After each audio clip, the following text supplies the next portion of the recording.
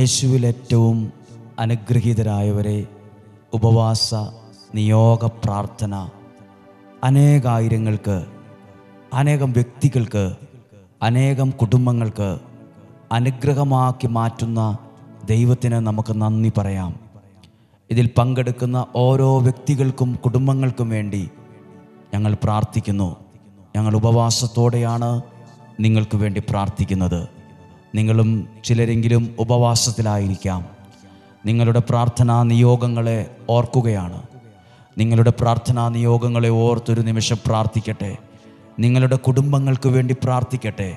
മക്കൾക്ക് വേണ്ടി, വരുമാനം, ആരോഗ്യം, കൃഷി, നിങ്ങളുടെ ജീവിതവുമായി ബന്ധപ്പെട്ട് പ്രാർത്ഥിക്കുന്ന ചില കാര്യങ്ങളെല്ലാം സമർപ്പിച്ച് ഇപ്പോൾ പ്രാർത്ഥിക്കുന്നു. ഇപ്പോൾ പ്രത്യേകമായി പ്രാർത്ഥിക്കുമ്പോൾ ഞങ്ങളുടെ ബിസിനസ്സിൻ്റെ പ്രവർത്തനം, സ്കൂളിൻ്റെ പ്രവർത്തനം നല്ല രീതിയിൽ മുന്നോട്ട് പോകുവാൻ പ്രാർത്ഥിക്കുന്നവരുണ്ട്. അവരെ ഓർത്ത് പ്രാർത്ഥിക്കുന്നു. അധ്യാപകർക്ക് വേണ്ടി പ്രാർത്ഥിക്കുന്നു. സമർപ്പിതരായവർക്ക് വേണ്ടി പ്രാർത്ഥിക്കുന്നു. വൈദികർക്ക് വേണ്ടി പ്രാർത്ഥിക്കുന്നു. സഭയ്ക്ക് വേണ്ടി പ്രാർത്ഥിക്കുന്നു. എല്ലാ ധ്യാന കേന്ദ്രങ്ങൾക്കും വേണ്ടി പ്രാർത്ഥിക്കുന്നു. എല്ലാ ശുശ്രൂഷകർക്കും വേണ്ടി പ്രാർത്ഥിക്കുന്നു. ഈ ആലയം സ്ഥിതി ചെയ്യുന്നതിന് ചുറ്റുമുള്ള എല്ലാ അയൽവാസികളായ എല്ലാ പ്രിയപ്പെട്ട കുടുംബങ്ങൾക്കും വേണ്ടി പ്രാർത്ഥിക്കുന്നു. ഒത്തിരി പ്രിയപ്പെട്ടവർ ഇവിടെ വന്ന് പ്രാർത്ഥിച്ചവരുണ്ട്. അവർക്ക് വേണ്ടി പ്രാർത്ഥിക്കുന്നു. ഓരോ ഭവനത്തിന് വേണ്ടി പ്രാർത്ഥിക്കുന്നു. വിദേശത്ത് പോകുവാൻ ഒരുങ്ങി പ്രാർത്ഥിച്ച് കാത്തിരിക്കുന്നവർക്ക് വേണ്ടി പ്രാർത്ഥിക്കുന്നു. വിസ തടസ്സങ്ങൾ മാറുവാൻ പ്രാർത്ഥിക്കുന്നു. വീട്ടിലെ പ്രശ്നങ്ങൾ പരിഹരിക്കുവാൻ പ്രാർത്ഥിക്കുന്നവരുണ്ട്. വിസയുടെ കാലാവധി തീർന്നു, ഇനി എന്തു ചെയ്യും, തിരിച്ചു പോരേണ്ടി വരുമോ, ഇത്രയും പൈസ കടമെടുത്തും ലോണെടുത്തും ഒക്കെ പോയതാ, വന്നാൽ അത് വലിയ പ്രതിസന്ധിയിലാവില്ലേ എന്ന് ചിന്തിക്കുന്ന പ്രാർത്ഥിക്കുന്ന വിഷയമുണ്ട്. കുടുംബ സമാധാനം ഉണ്ടാകാൻ പ്രാർത്ഥിക്കുന്നു. പരിശുദ്ധാത്മാവ് നിറയണമെന്ന് പ്രാർത്ഥിക്കുന്നവർക്ക് വേണ്ടി പ്രാർത്ഥിക്കുന്നു. സ്ഥിരമായൊരു വരുമാനം ലഭിക്കാൻ പ്രാർത്ഥിക്കുന്നവർക്ക് വേണ്ടി പ്രാർത്ഥിക്കുന്നു. പരീക്ഷയിൽ വിജയം ലഭിക്കുന്നതിന് വേണ്ടി പ്രാർത്ഥിക്കാൻ പറഞ്ഞവരുണ്ട്. അവർക്ക് വേണ്ടി പ്രാർത്ഥിക്കുന്നു. കുടുംബത്തിൽ നിന്ന് മരിച്ചുപോയവർക്ക് വേണ്ടി പ്രാർത്ഥിക്കാൻ പറഞ്ഞവരുണ്ട്. അവർക്ക് വേണ്ടി പ്രാർത്ഥിക്കുന്നു. ദൈവാനുഗ്രഹം ഉണ്ടാകാൻ പ്രാർത്ഥിക്കുന്നു. നല്ല ഭവനം പണിയാൻ പ്രാർത്ഥന ചോദിച്ചവർക്ക് വേണ്ടി പ്രാർത്ഥിക്കുന്നു. രോഗസൗഖ്യത്തിന് വേണ്ടി പ്രാർത്ഥിക്കുന്നു. കോടതിയും കേസുമായി ബന്ധപ്പെട്ട് നിൽക്കുന്ന വിഷയങ്ങൾക്ക് വേണ്ടി പ്രാർത്ഥിക്കുന്നു. അതോടൊപ്പം തന്നെ കടബാധ്യത മാറുവാൻ പ്രാർത്ഥിക്കുന്നു. വിവാഹം നടക്കുവാൻ പ്രാർത്ഥിക്കുന്നു. കർത്താവെ, വിവാഹം നടന്നു കഴിഞ്ഞതിന് ശേഷം ഈ വിവാഹം നടക്കണ്ടായിരുന്നല്ലോ, ദൈവമേ, ഏത് ബുദ്ധിയിലാണ് ഈ തീരുമാനം എടുത്തത് എന്ന് ചിന്തിക്കുന്ന ഭാരപ്പെടുന്നവരുണ്ട്. അവരുടെ ആ ഒരു പ്രതിസന്ധികളെല്ലാം മാറുവാൻ അവർക്ക് വേണ്ടി പ്രാർത്ഥിക്കുന്നു. അവർ ഏത് ക്ലാസ് എടുക്കണം, ഏത് കോഴ്സിലേക്ക് പഠിക്കണം എന്ന് തീരുമാനിക്കാൻ കഴിയാതെ പ്രതിസന്ധിയിലായിരിക്കുന്നവർക്ക് വേണ്ടി ഞങ്ങൾ പ്രാർത്ഥിക്കുന്നു. എന്തെങ്കിലും ഒരു കാര്യം, ഒരു വരുമാന മാർഗം തുടങ്ങിയാലോ എന്ന് ചിന്തിക്കുന്നവരുണ്ട്. അവർക്ക് വേണ്ടി പ്രാർത്ഥിക്കുന്നു. നിങ്ങളുടെ കൃഷിയിടങ്ങൾക്ക് വേണ്ടി പ്രാർത്ഥിക്കുന്നു. വളർത്തുമൃഗങ്ങൾക്ക് വേണ്ടി പ്രാർത്ഥിക്കുന്നു. തൊഴിലിനു വേണ്ടി പ്രാർത്ഥിക്കുന്നു. ബിസിനസ്സിന് വേണ്ടി പ്രാർത്ഥിക്കുന്നു. നിങ്ങളുടെ ജോലി അനുഗ്രഹമാകാൻ പ്രാർത്ഥിക്കുന്നു. നിങ്ങളുടെ ആരോഗ്യം അനുഗ്രഹമാകാൻ പ്രാർത്ഥിക്കുന്നു. എല്ലാ കാര്യങ്ങളും ദൈവകരങ്ങളിൽ. ഈ വർഷം ജനിച്ച കുഞ്ഞുങ്ങൾക്ക് വേണ്ടി പ്രാർത്ഥിക്കുന്നു. 1-ാം ജന്മദിനം ആഘോഷിച്ച കുഞ്ഞുങ്ങൾക്ക് വേണ്ടി പ്രാർത്ഥിക്കുന്നു. 5 വയസ്സുള്ള കുഞ്ഞുങ്ങളെ ഓർത്ത് പ്രാർത്ഥിക്കുന്നു. 10 വയസ്സുള്ള വരെ പ്രായമുള്ള കുഞ്ഞുങ്ങളെ ഓർത്ത് പ്രാർത്ഥിക്കുന്നു. കർത്താവേ, പ്രായമായ അപ്പച്ചന്മാർ, അമ്മച്ചിമാർ, അവരെ ഓർത്ത് പ്രാർത്ഥിക്കുന്നു. മാരക രോഗപീഠകളാൽ വിഷമിക്കുന്നവർ, വേദനിക്കുന്നവർ, സങ്കടത്തോടെ ആയിരിക്കുന്നവർക്ക് വേണ്ടി പ്രാർത്ഥിക്കുന്നു. ഓർമ്മ നഷ്ടപ്പെട്ടു പോയ അവസ്ഥയിലുള്ളവർ, അവർക്ക് വേണ്ടി പ്രാർത്ഥിക്കുന്നു. അവരെ ദൈവകരങ്ങളിൽ ഏൽപ്പിച്ച് ഞങ്ങൾ പ്രാർത്ഥിക്കുന്നു. ഹല്ലേലൂയ. യേശുവേ, ഞങ്ങൾ പ്രാർത്ഥിക്കുന്നു. കർത്താവ്, ഈ ആലയത്തെ ഓർത്ത് ഞങ്ങൾ ഇവിടെ എഴുതിയിട്ട് എല്ലാ നിയോഗത്തിനു വേണ്ടി പ്രാർത്ഥിക്കുന്നു. എല്ലാവരും പ്രാർത്ഥിച്ചേ. നസ്രായനായ യേശുവേ, എൻ്റെ നിയോഗങ്ങളെ അങ്ങ് സ്വീകരിച്ച് സാധിച്ചു തരണമേ. നസ്രായനായ എൻ്റെ യേശുവേ, ഈ ഉപവാസ നിയോഗ പ്രാർത്ഥനയിൽ ഞാൻ സമർപ്പിച്ച നിയോഗങ്ങൾ അങ്ങ് സ്വീകരിച്ച് സാധിച്ചു തരണമേ. നസ്രായനായ എൻ്റെ യേശുവേ, ഉപവാസ നിയോഗ പ്രാർത്ഥനയിൽ ഞങ്ങൾ സമർപ്പിച്ച നിയോഗങ്ങൾ അങ്ങ് സ്വീകരിച്ച് സാധിച്ചു തരണമേ. നസ്രായനായ എൻ്റെ യേശുവേ, ഈ ഉപവാസ നിയോഗ പ്രാർത്ഥനയിൽ എൻ്റെ നിയോഗങ്ങളെ സ്വീകരിച്ച് സാധിച്ചു തരണമേ. ആമേൻ. ഹല്ലേലൂയ. ഇപ്പോൾ ഒത്തിരി കാര്യങ്ങളെ സമർപ്പിച്ച് നമ്മൾ പ്രാർത്ഥിച്ചു. ഇന്ന് നമ്മളിങ്ങനെ പ്രാർത്ഥിച്ചുകൊണ്ടിരിക്കുമ്പോൾ എന്നൊരു വലിയൊരു പ്രധാനപ്പെട്ട കാര്യമാണ് ഈ ദിവസം, തിങ്കളാഴ്ച ദിവസം കേൾക്കുന്നത്. അതായത് അനുഗ്രഹത്തിൻ്റെ രഹസ്യം. ഒരു ദൈവം തിരഞ്ഞെടുത്ത ഒരാൾ നിങ്ങളെ ഇങ്ങനെ പറഞ്ഞ് അനുഗ്രഹിച്ചാൽ അതിന് ഗുണമുണ്ട്. അതുകൊണ്ടാണ് നമ്മുടെ എല്ലാ ശുശ്രൂഷകളിലും നമ്മൾ ഈ അനുഗ്രഹത്തിൻ്റെ വാക്ക് പറയുന്നത്. സംഖ്യയുടെ പുസ്തകം, ഉൽപ്പത്തി, പുറപ്പാട്, ലേവ്യർ, സംഖ്യയുടെ പുസ്തകം 6-ാം അധ്യായം 22 മുതലുള്ള വാക്യങ്ങൾ. ദൈവം ഒരു നിയോഗം തന്ന വ്യക്തി എന്ന സ്ഥാനത്ത് നിന്നുകൊണ്ട് ഈ വചനം ഞാൻ വായിച്ചു കേൾക്കാം. നിങ്ങളുടെ വചനം ഒന്ന് എടുത്ത് ആ ഭാഗം ഒന്ന് എടുക്ക്, ഫോണിലാണെങ്കിലും ആ വചനം ഒന്ന് എടുക്ക്. 6-ാമത്തെ 22-ാമത്തെ വാക്യത്തിൻ്റെ ഹെഡിങ് പുരോഹിതൻ്റെ, ദൈവത്താൽ തിരഞ്ഞെടുക്കപ്പെട്ടവൻ്റെ ആശീർവാദത്തെക്കുറിച്ചാണ്, അനുഗ്രഹത്തെക്കുറിച്ചാണ്. ഞാൻ വായിക്കാം.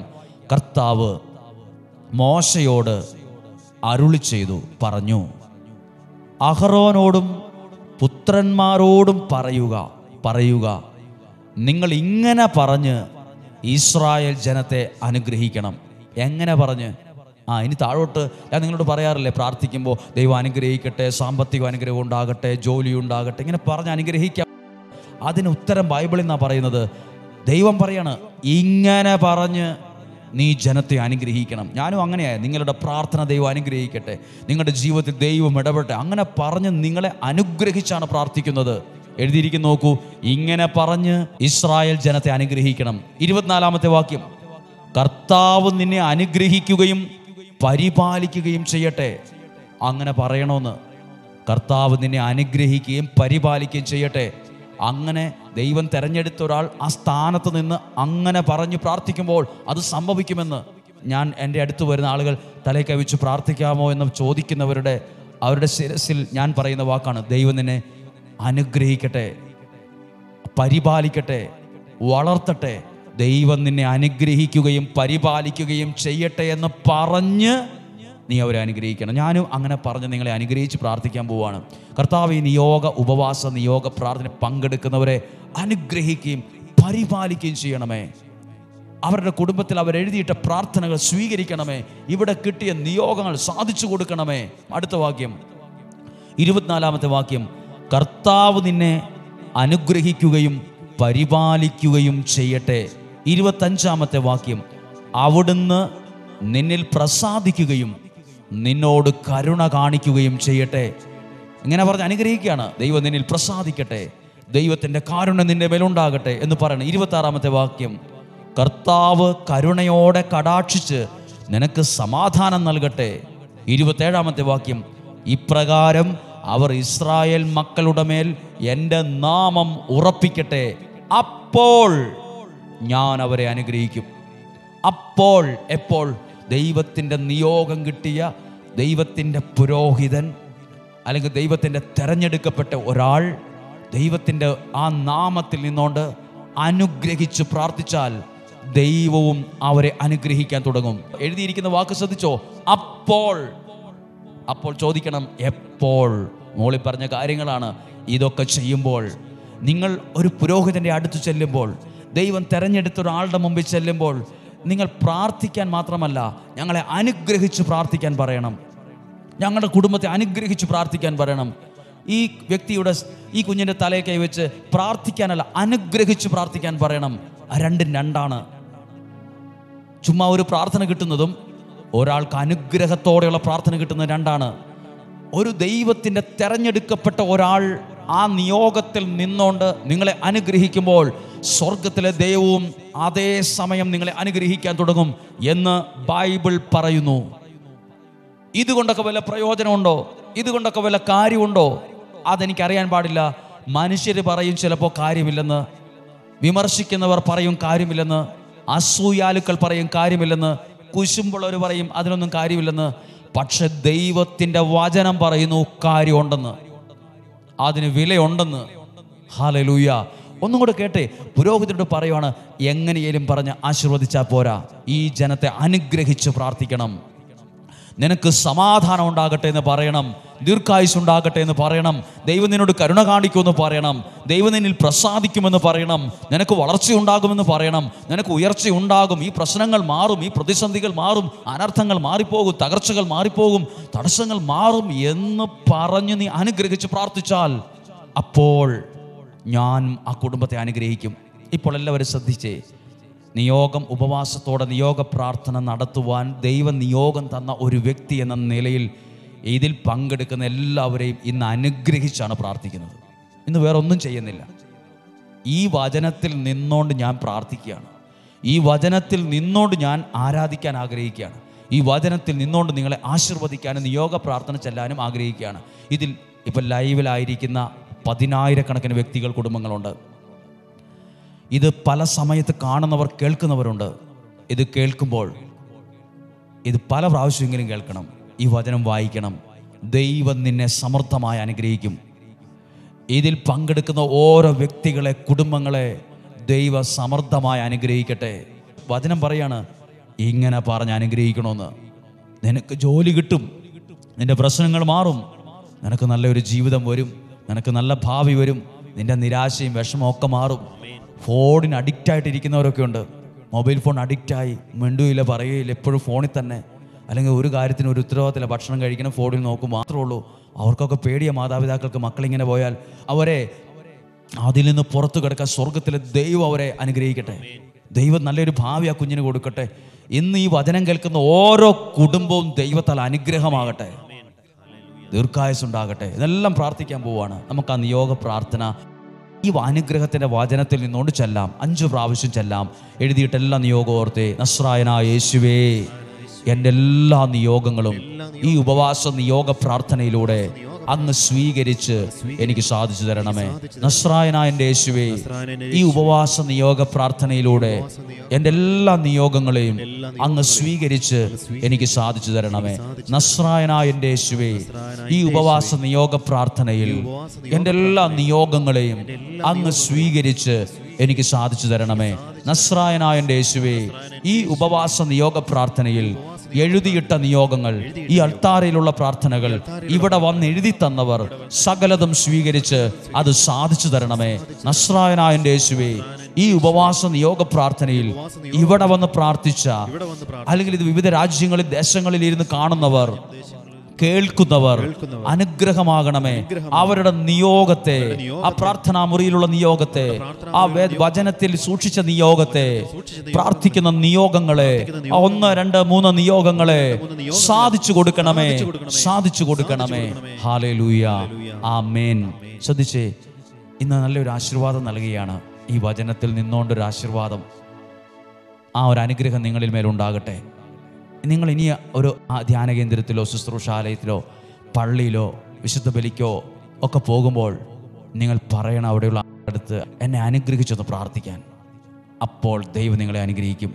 നിങ്ങളുടെ വീട്ടിലൊരു അഭിഷിക്തൻ വരുമ്പോൾ നിങ്ങൾ പ്രാർത്ഥിക്കാൻ പറയുമ്പോൾ അനുഗ്രഹിച്ച് പ്രാർത്ഥിക്കാമോ എന്ന് ചോദിക്കണം. ബൈബിളിൽ അങ്ങനെയുണ്ട്. ഇങ്ങനെ പറഞ്ഞ് അവരെ അനുഗ്രഹിച്ചാൽ ദൈവവും അവരെ അനുഗ്രഹിക്കാൻ തുടങ്ങും. ആശീർവാദം സ്വീകരിക്കുകയാണ്. ഈ വചനത്തിൽ നിന്നുകൊണ്ട് നമ്മുടെ കർത്താവ് ഈശോ മിശിഹായുടെ കൃപയും പിതാവായ ദൈവത്തിൻ്റെ സ്നേഹവും പരിശുദ്ധാത്മാവിൻ്റെ സഹവാസവും നിങ്ങളോടുകൂടെ നിങ്ങളുടെ ഭവനത്തിലുണ്ടായിരിക്കട്ടെ. ഈ ഉപവാസ നിയോഗ പ്രാർത്ഥനയിൽ പങ്കെടുക്കുന്നവരെ ദൈവം സമർത്ഥമായി അനുഗ്രഹിക്കട്ടെ. നിങ്ങളുടെ കുടുംബങ്ങളിൽ ദൈവാനുഗ്രഹം ഉണ്ടാകട്ടെ. വ്യക്തികളിൽ മാറ്റങ്ങൾ ഉണ്ടാകട്ടെ. സാമ്പത്തികത്തിൽ മാറ്റങ്ങൾ ഉണ്ടാകട്ടെ. ആരോഗ്യവും സന്തോഷവും സമാധാനവും തരട്ടെ. ദീർഘായുസ്സും ആരോഗ്യമുണ്ടാകട്ടെ. രോഗങ്ങളിൽ നിന്നും, അപകടത്തിൽ നിന്നും, ദുർമരണത്തിൽ നിന്നും, മൂപ്പെത്താത്ത മരണത്തിൽ നിന്നും, ചതിയിൽ നിന്നും, വഞ്ചനയിൽ നിന്നും, നിരാശയിൽ നിന്നും, അസൂയയിൽ നിന്നും ദൈവം നമ്മെ, നമ്മുടെ കുടുംബത്തെ, സാഹചര്യത്തെ അത്ഭുതകരമായി സംരക്ഷിക്കും. സന്തോഷവും സമാധാനവും ഉയർച്ചയും ദൈവം തന്നെ തരും. സമൃദ്ധിയായ ഐശ്വര്യവും ഒത്തിരി ഭാഗ്യവും ഒക്കെ ദൈവം തരട്ടെ. ഈശോയുടെ നാമത്തിൽ നിങ്ങളെ ആശീർവദിച്ച് അനുഗ്രഹിച്ച് പ്രാർത്ഥിക്കുന്നു. ഇപ്പോഴും എപ്പോഴും എന്നേക്കും. ആമേൻ. ദൈവം അനുഗ്രഹിക്കട്ടെ. ഇന്ന് ഈ ഒരു ഉപവാസ നിയോഗ പ്രാർത്ഥനയിൽ പങ്കെടുത്ത എല്ലാവരെയും നന്ദിയോടെ ഓർക്കുന്നു. നാളെയുള്ള ദിവസങ്ങൾ ഇനി 10 ദിവസത്തേക്ക് അടുത്തുകൊണ്ടിരിക്കുവാണ്. സാധിക്കുന്ന എല്ലാവരോടും പറയുക, ഈ വരുന്ന വെള്ളിയാഴ്ചയാണ് ആ നിയോഗ 10 ദിവസത്തെ ഉപവാസ നിയോഗ പ്രാർത്ഥന അവസാനിക്കുന്നത്. സാധിക്കുന്നവർക്ക് ഇവിടെ വരാം. സമാപന ദിവസത്തിലെ ആ ഒരു ശുശ്രൂഷയിൽ പങ്കെടുക്കാം. ഇതൊരു അനുഗ്രഹമാകട്ടെ, ഒരു സാക്ഷ്യമായി തീരട്ടെ എന്ന് ഓർക്കുന്നു. സാഹചര്യം പോലെ ചെയ്യുക. കാലാവസ്ഥയൊക്കെ വ്യത്യാസമുണ്ട്. സാഹചര്യം പോലെ, സാമ്പത്തികം അനുവദിക്കുന്നത് പോലെ ചെയ്യുക. വരാൻ കഴിഞ്ഞില്ല എന്നോർത്ത് വിഷമിച്ചിരിക്കരുത്. സാധിക്കുമെങ്കിൽ ആ സമയം പ്രയോജനപ്പെടുത്തുക. അല്ലെങ്കിൽ നിങ്ങളുടെ ഭവനത്തിൽ നമുക്ക് നന്നായിട്ട് പ്രാർത്ഥിക്കാം. സാധിക്കുന്നവർക്ക് അയച്ചു കൊടുക്കുക. നിങ്ങൾക്ക് വേണ്ടി പ്രാർത്ഥിക്കുന്നുണ്ട്. നിങ്ങളൊരു സുവിശേഷ വേലയിലാണ്. അനേകർ നിങ്ങളിലൂടെയാണ് വചനം കേട്ടത്. നിങ്ങളിലൂടെയാണ് യേശുവിനെ അറിഞ്ഞുകൊണ്ടിരിക്കുന്നത്. അത് വലിയ കാര്യമാണ്. ആയുസ്സിൽ ചെയ്ത ഏറ്റവും വലിയ കാര്യം. ദൈവം എല്ലാവരെയും സമൃദ്ധമായിട്ട് അനുഗ്രഹിക്കട്ടെ. നാളെയും 5:30 തന്നെ സാധിക്കുന്നിടത്തോളം ആളുകൾക്ക് ഒരുമിച്ച് കാണാം. ദൈവം നിങ്ങളെ സഹായിക്കട്ടെ. ആമേൻ.